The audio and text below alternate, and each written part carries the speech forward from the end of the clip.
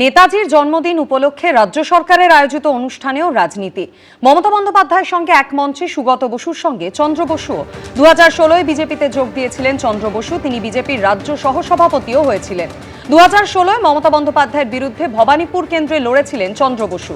2019 লোকসভা নির্বাচনেও বিজেপির হয়েই লড়েছিলেন চন্দ্র বসু। সেই চন্দ্র বসুকে গতকাল মমতা বন্দ্যোপাধ্যায়ের সঙ্গে দেখা যাওয়ায় শুরু হয়েছে রাজনৈতিক জল্পনা। গতকাল নেতাজির জন্মদিনে তার নামও মুখ্যমন্ত্রীর গলায় শোনা গেছে এসআইআর এর শুনানি প্রসঙ্গে। মুখ্যমন্ত্রীর মন্তব্যের পাল্টা উত্তর এসেছে বিজেপির তরফে।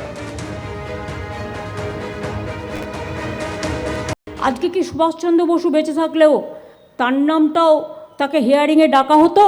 চন্দ্রবাবুকে তো অলরেডি ডেকেছেন। আমাদের দুর্ভাগ্য, আজও নেতাজি সুভাষচন্দ্র বসুর জন্মদিন জাতীয় ছুটির দিবস হিসেবে ঘোষণা হয়নি। নেতাজির পরিবারের লোকজন ডাক পাবে এসআইআরে, কারণ তৃণমূল ভয় দেখিয়ে বিএলওদের দিয়ে মিথ্যা তথ্য সিস্টেমে আপলোড করিয়ে দিয়েছে। গতকাল মমতা বন্দ্যোপাধ্যায়ের সঙ্গে এক মঞ্চে যখন দেখা গেল চন্দ্র বসুকে, তখন আবার বিরোধী দলনেতা শুভেন্দু অধিকারী তার মুখে শোনা গেল সুগত বসুর নাম। সুগত বসুকে তিনি জানিয়েছেন রেড রোডে নেতাজি সুভাষচন্দ্র বসুর মূর্তিতে তিনি মালা দিলে পিডব্লিউডি সেই মালা ফেলে দেয়। কি বললেন দেখুন।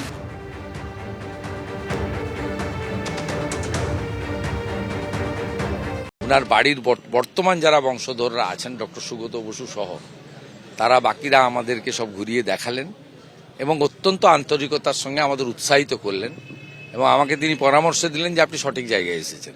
আমি ওনাকে বললাম যে রেড রোডে যাই প্রতিবারে। তারপর আমি মালা দেওয়ার পরে মালাটা পিডব্লিউডির লোকেরা ফেলে দেয়। প্রাক্তন কংগ্রেস সাংসদ অধীর চৌধুরী আবার কটাক্ষ করে বলছেন, নেতাজি কোনো ব্যক্তির নয়। মমতা বন্দ্যোপাধ্যায়ের আমলে তৃণমূলের লোকেরা নেতাজির আত্মীয়দের কাছে তোলাবাজি করতে গেছিল। আর কি বলেছেন অধীর চৌধুরী দেখুন। নেতাজি কোনো পার্টির নয়, নেতাজি কোনো ব্যক্তির নয়, নেতাজি হচ্ছেন দেশের। এই মমতা ব্যানার্জির আমলে নেতাজির যারা পরিবারের লোক, নেতাজির যারা আত্মীয়, তাদের বাড়ি করবার সময়, ঘর করবার সময় তাদের কাছে তোলাবাজি করতে গেছিল তৃণমূল দলের নেতারা। এসআইআর নিয়ে এবার নতুন হিসেব দিলেন মমতা বন্দ্যোপাধ্যায়। তিনি বলছেন 7 কোটির মধ্যে যদি 2 কোটির নাম বাদ যায় তাহলে কত মানুষের ভোটাধিকার ক্ষুণ্ণ হয়। গতকাল যখন মমতা বন্দ্যোপাধ্যায় এই সংখ্যা তত্ত্ব তুলে ধরছেন, তখন পাল্টা স্পেশাল রোল অবজারভার সুব্রত গুপ্ত এই সংখ্যাকে নস্যাৎ করছেন। 1,38,000 মানুষকে ডেকেছেন এবং তার আগে 58 লক্ষ বাদ দিয়েছেন একতরফাভাবে।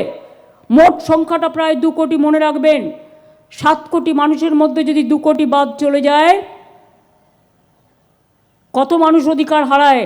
এটা উনি কিভাবে বলছেন আমি বলতে পারবো না, কারণ নোটিশ এখন অবধি দেওয়া হয়েছে 32 লক্ষ আনম্যাপড এবং প্রায় 1 কোটি, যেটা লজিক্যাল ডিসক্রিপেন্সি।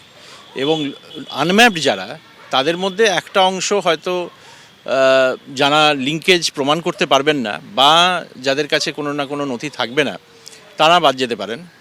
কিন্তু লজিক্যাল ডিসক্রিপেন্সির কেসে যদি কোনো ব্যক্তি ওই ভুলটা মানে ধরিয়ে দিতে পারেন বা ভুলটা কেন হয়েছে সেটা দেখিয়ে দিতে পারেন শুনানিতে কাগজ দিয়ে, সেক্ষেত্রে তাদের নাম বাদ যাওয়ার কিছু নেই। এবিপি আনন্দ, এগিয়ে থাকে, এগিয়ে রাখে।